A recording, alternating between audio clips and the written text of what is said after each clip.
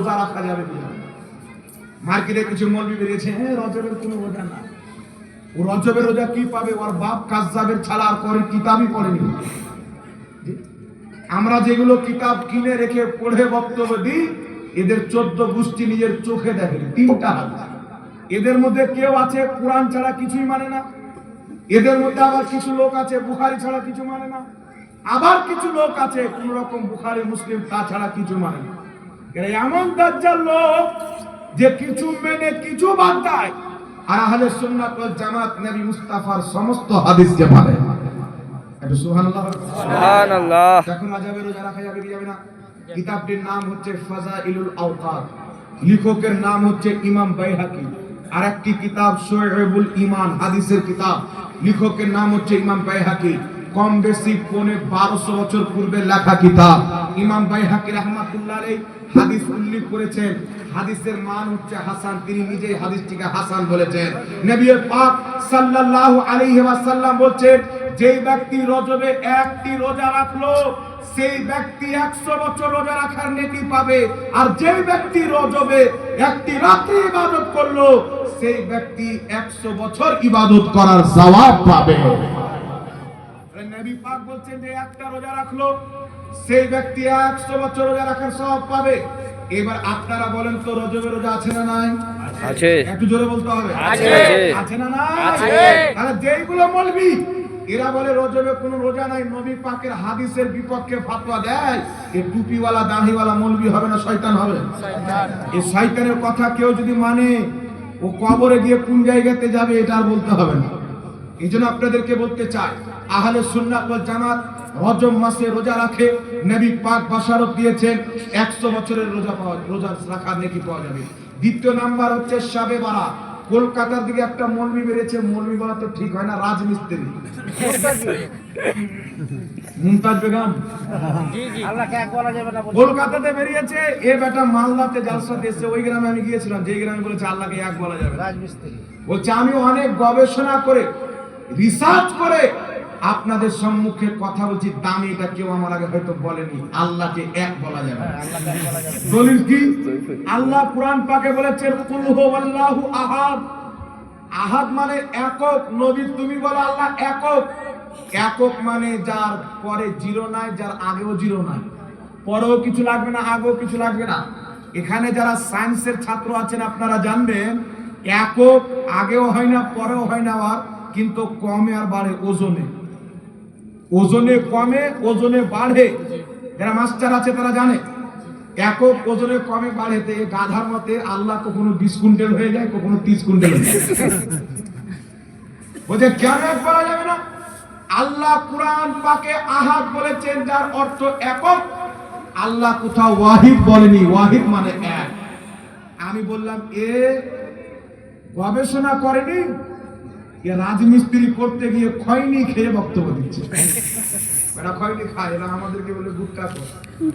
একটা বর্ধমানের দিকে মৌলবি বেরিয়েছে, আর শরীর হলো হাতি সুরে, আর মাথাটা হচ্ছে ছাগলের। সবার এখান থেকে পেট থাকে বরাবর, এখান থেকে পেট এইভাবে নিচে মুড়ি হয়। তো আমরা আলোচনা করছিলাম যে পেশাব করার পর ধয় কিভাবে, ওর মুড়ি তো নিচে হয়। এ বলছে যা ঝাড়খণ্ডে একটা হারামখোর বেরিয়েছে জাহাঙ্গীর। একজন আমাকে ভিডিও পাঠিয়েছে যে আমি বললাম আচ্ছা ডাব চুরি করে ও খেলার হারাম করে আমি, হুজুরদের টিফিন চুরি করে ও খেলার হারাম করে আমি, গুজরাটের মাছওয়ালাদের মাছ চুরি করলো ও আর হারাম করে আমি। তাহলে কে হারাম খোর? ও তো নিজে প্রমাণ করে দিয়েছে না, কি বলে? দেখছে এ তো আমাদের ধান্দা, টিফিনের পার্টি বন্ধ করে দিচ্ছে, আমাদের দোকানের শাটার লাগিয়ে দিচ্ছে। তখন যা পাচ্ছে মুখে তা বলছে। কিছুদিন আগে বলছে যে সুন্নিরা কবর পূজা করে। আমি ওকে বলেছি 10 লক্ষ টাকা পুরস্কার দেবো, সারা পৃথিবীর যত দেওবন্দি মৌলবি আছে বসো, প্রমাণ করো। আমাদের একটা কোনো আকীদা শিরক তো দূরের কথা, যদি ভুল প্রমাণ করে দাও তো শাওকাতুল হক আর ওর বেটাকে জালসা করতে হবে না, 10 লাখ টাকা পুরস্কার দেবো। আর যেই দিন বসে যাবে ওই দিন তোমার ধান্দা আগুন লাগিয়ে জ্বালিয়ে না দিতে পারলে বাংলাতে মুখ দেখাবো না। তো তুমি তো বসবে না আমি জানি। তোমার কাজ হচ্ছে মাঝে মাঝে সুন্নিদেরকে গালি দাও, আর যারা ওয়াহাবি গাধা হয় তোমাকে দাওয়াত দিবে। গাধাকে তো গাধারে দাওয়াত দিবে। এই জন্য পৃথিবীর মুসলমান যাক শুনেন। আচ্ছা এ বলছে কি যে শাবে বারাত শব্দটা কোরআন পাকে নাই, কারণ শাব এটা শব্দ হচ্ছে আপনার ফার্সি আর কোরআন পাক হচ্ছে আরবি। তো শাবে বারাত যদি গুরুত্বপূর্ণ রাত হতো নিশ্চয়ই তার কথা কোরআনে আসতো। তো আমরা আজানে যেগুলো শব্দ বলি এই সম্পূর্ণ শব্দ ধারাবাহিক ভাবে আপনার সিরিয়াল ভাবে কোরআন পাকে নাই। নামাজ শব্দ কোরআন পাকে নাই, তো নামাজ কি হারাম হয়ে যাবে? না। রোজা শব্দ কোরআন পাকে নাই, তো রোজা কি হারাম হয়ে যাবে? রোজা শব্দ নাই, তবে রোজার আরবি আছে সিয়াম নাকি? জি। নামাজের আরবি আছে সালাত। তো বলছে কোরআন পাকে শাবে বারাত নাই। এ গাধাকে বলবো ইসলামের দলিল শুধু কোরআন নয়, ইসলামের দলিল হচ্ছে 4টি, কোরআন, হাদিস, ইজমা, কিয়াস। আর এই শাবে বারাত যদি খুঁজে না পাও তো তোমাকে আমি পরামর্শ দিয়ে দিচ্ছি, তোমাদের ইমাম আব্দুর রহমান মুবারকপুরি লামাযহাবিদের মুহাদ্দিস তোহফাতুল আহওয়াজির মধ্যে লিখেছে যে 15 শাবানের রাত, এই রাত্রিটি হলো লাইলাতুল বারাত, যাকে ফার্সিতে বলা হয় শাবে বারাত। তো তোমার ইমাম কিতাবের শাবে বারাত লিখে রেখেছে, ওকে জিজ্ঞাসা করো কোন কিতাবে আছে, না কি বলেন? তো সর্বপ্রথম আমাদেরকে জানতে হবে এই রাতকে শাবে বারাত কেন বলা হয়। শাবান মাসের 14 তারিখে 15 তারিখে রাতকে শাবে বারাত বলা হয়। শাব মানে রাত, বারাত মানে মুক্তি, অর্থাৎ মুক্তির রজনী বা মুক্তির রাত। একে আরবিতে বলা হয় লাইলাতুল বারাত। লাইল মানে রাত, বারাত মানে মুক্তি, অর্থাৎ মুক্তির রজনী। একে মুক্তির রজনী কেন বলা হয়, শাবে বারাত কেন বলা হয়? ইমাম বদরুদ্দিন আইনি বুখারী শরীফের শারা উমদাতুল কারিতে এই রাতকে লাইলাতুল বারাত অর্থাৎ শাবে বারাত বলেছেন। ইমাম মুল্লা আলী কারি মিশকাতের শারা মিরকাতের মধ্যে এই রাতকে লাইলাতুল বারাত অর্থাৎ শাবে বারাত বলেছেন।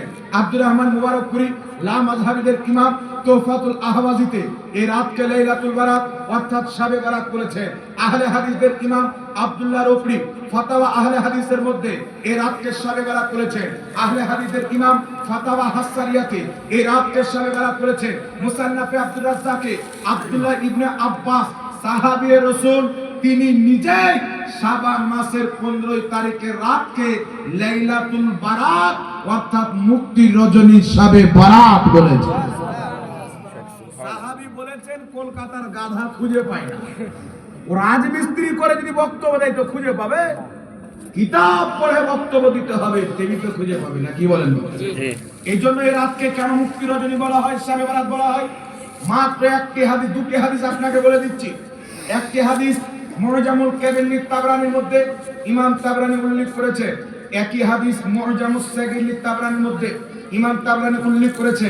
একই হাদিস ইমাম হাইসামি রাহমাতুল্লাহ আলাইহি মাজমাউজ জাওয়াইদ কিতাবে উল্লেখ করেছেন। ইমাম হাইসামি বলছেন রাওয়াহু তাবরানি ফিল কাবীর ওয়াস সাগীর রিজালুহু সহিহ। ইমাম তাবরানি মুআজামুল কাবীর এবং সাগীরে হাদিসটি উল্লেখ করেছেন, এর সনদ হচ্ছে সহিহ। আর এই হাদিসটা বর্ণনাকারী কে?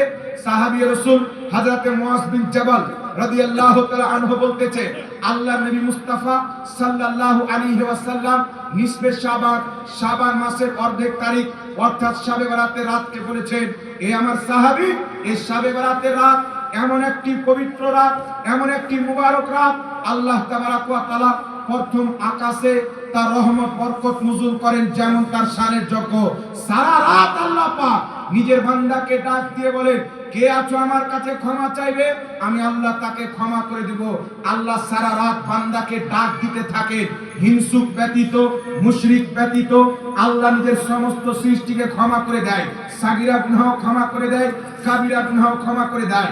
সুতরাং শাবে বারাতের রাত্রিতে আল্লাহ পাক নিজের বান্দা ছোট বড় গুনাহ ক্ষমা করে দেয়, গুনাহ থেকে বান্দাকে মুক্তি দান করে। তাই সাহাবী রাসূল আব্দুল্লাহ ইবনে আব্বাস সহ একাধিক মুহাদ্দিসে কেরাম সহ ওয়াহাবীদের ইমামরা পর্যন্ত এই রাত্রিকে লাইলাতুল বারাত, শাবে বারাত বলে আখ্যায়িত করেছেন, অর্থাৎ মুক্তির রজনী। এই রাত্রিতে আল্লাহ পাক নিজের বান্দাকে গুনাহ থেকে পরিত্রাণ দান করে, মুক্তি দান করে। সুবহানাল্লাহ। এই জন্য এই রাতকে বলা হয় শাবে বারাত। লামাযহাবিদের ইমাম নাসিরউদ্দিন আলবানী সিলসিলায়ে সহিহার প্রথম খণ্ডে সহিহ সনদে হাদিসটিকে উল্লেখ করেছে, নিজে সহিহ বলেছে। রাসূল পাক বলতেছেন শাবে বারাতের রাত্রিতে আল্লাহ পাক প্রথম আকাশে তার রহমত বরকতকে নজুল করেন, তার বান্দাকে ডাক দিয়ে বলেন, কে আছো আমার কাছে ক্ষমা চাইবে, ভাইয়ের সঙ্গে হিংসাকারী আর শিরককারী এই দুই শ্রেণীর বান্দা ছাড়া আল্লাহ নিজের বান্দার সমস্ত গুনাহকে ক্ষমা করে দেয়। এই জন্য এই রাত্রিকে লাইলাতুল বারাত বা শাবে বারাত বলা হয়, অর্থাৎ মুক্তির রজনী। যারা এই রাত্রিতে আল্লাহর কাছে গুনাহ থেকে মুক্তি চাইবে, আল্লাহ পাক তাকে এই রাতে মুক্তি দান করবে। জোরে বলতে হবে সুবহানাল্লাহ। সুবহানাল্লাহ। শাবে বারাত আছে না নাই বাবা? আছে। জোরে বলতে হবে। আছে। অল্প বিদ্যা ভয়ঙ্করী রাজমিস্ত্রি ইদানিং আমি শুনলাম কার বউকে নিয়ে পালিয়ে গেছে নাকি। তোবা তো চরিত্রহীন ব্যক্তি শাবে বারাত কোথায় থেকে খুঁজে পাবে? আরেকটা কথা আপনাকে বলতে চাই, আপনারা কথা বলেন একটু আমার দিকে তাকান। আরেকটা কথা আপনাকে বলতেছি বাবা, কথা হচ্ছে এ বলছে যে শাবে বারাতে কেউ যদি একটা রোজা রাখে ও জাহান্নামে চলে যাবে। শাবে বারাতে কেউ যদি একটা রোজা রাখে সে জাহান্নাম।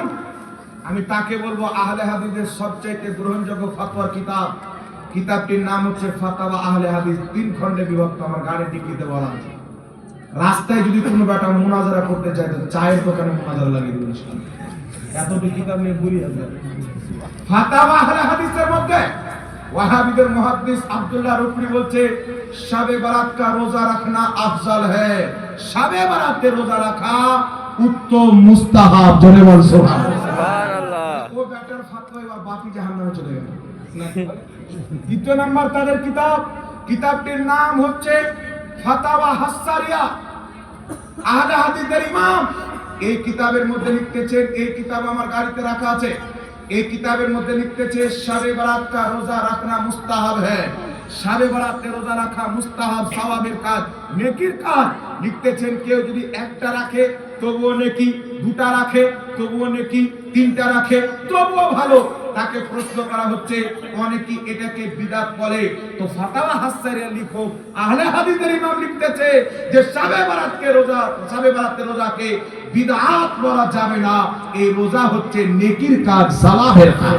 সুবহানাল্লাহ। বাপ-দাদা লিখছে এই কথা, আর রাজমিস্ত্রি ফাতোয়া দিচ্ছে আরেক কথা। আরেক বাংলাদেশের মাননীয় মুখ্যমন্ত্রী বলছে শাবে বারাতে রাত্রিতে মসজিদে দলবদ্ধভাবে ইবাদত করা আর নোংরা জায়গাতে রাত্রি কাটানো এর চাইতে উত্তম। নাউযুবিল্লাহ, আস্তাগফিরুল্লাহ। নোংরা জায়গা মানে ও জঘন্য ভাষা ইস্তেমাল করেছে, ব্যবহার করেছে, আমি এটা বলছি না। তবে আমি আপনাকে বলতে চাই আহলে হাদিস ওয়াহাবিদের সবচাইতে বড় ইমাম, যার নাম হচ্ছে ইবনে তাইমিয়া, যাকে তারা শাইখুল ইসলাম বলে, এই ইবনে তাইমিয়া লেখা কিতাব ইহতিদাউল সিরাতিল মুস্তাকিম, এই কিতাবের মধ্যে ওয়াহাবিদের শাইখুল ইসলাম লিখতেছে শাবে বারাতে রাত্রিতে একাকী ইবাদত করা উত্তম, আর সবাই মিলে ইবাদত করা দলবদ্ধভাবে, যেমন ভাবে সালফে সালেহিন থেকে চলে আসতেছে। তাদের বাপ বলতেছে সবাই মিলে দলবদ্ধভাবে ইবাদত করা এটা হচ্ছে হাসান, উত্তম তরিকা। জোরে বল সুবহানাল্লাহ। সুবহানাল্লাহ। আর বাপ কোথায় জন্ম নিয়েছে বিচার আপনারা বলা হচ্ছে। এত মিথ্যা কথা বলে শয়তান পর্যন্ত টেনশনে আছে। আল্লাহ মিথ্যা বলার দিক থেকে আমার নাম্বার কমে গেল, ওয়াহাবি মৌলবীদের নাম্বার বেড়ে গেল। কিয়ামতের মাঠে যদি মৃত্যুদেরকে পারাজ দেওয়া হয় জাহান্নামের পারাজ, তো সব আগে ওয়াহাবি মৌলবীরা কাতারে দাঁড়িয়ে যাবে। লম্বা লম্বা দাড়ি, মাথায় এমন ভাবে ঘুমটা দিয়ে, আল্লাহর কসম যদি দাড়ি না থাকতো ওই ছোড়া চিনতে পারতো না। এত লম্বা দাড়ি ছেড়ে মিথ্যা কথা বলছে নতুন বউ মাসে যে শাবে বারাতে রোজা রাখবে। আল্লাহর নবী বলছেন মিশকাতুল মাসাবিহ বাবু ফাযাইলে নিসফে শাবান, এই চ্যাপ্টারের মধ্যে আল্লাহর নবী বলছেন যখন শাবান মাসের 15 তারিখে রাত চলে আসবে শাবে বারাত, আল্লাহর নবী বলছেন কুমু লাইলাহা, রাত্রি বেলা তোমরা নামাজ পড়ো, ওয়া সুমু নাহারাহা, দিনের বেলা তোমরা রোজা রাখো। সুবহানাল্লাহ। আল্লাহর নবী বলেছেন রোজা রাখো, আমরা রোজা রাখবো। ওয়াহাবি খ্রিস্টানদের ধর্ম মানে ও খ্রিস্টান হয়ে কবরে যাক, আমরা নবী ওয়ালা হয়ে কবরে যাই।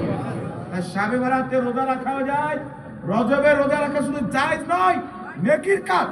শত শত বছর পূর্বে একটি কিতাব লেখা হয়েছে, কিতাবটির নাম হলো আখবারে মক্কা। 700-800 বছর পূর্বের সম্ভবত কিতাব। এই কিতাবের মধ্যে লেখা আছে যখনই শাবে বারাতের টাইম আসতো, মক্কাবাসী আরববাসী সবাই মিলে কাবা ঘরে একত্রিত হয়ে সারা রাত তারা ইবাদত করত, আল্লাহর কাছে নিজের গুনার ক্ষমা চাইতো। সুবহানাল্লাহ। এই জন্য রাত্রে ইবাদত করেন।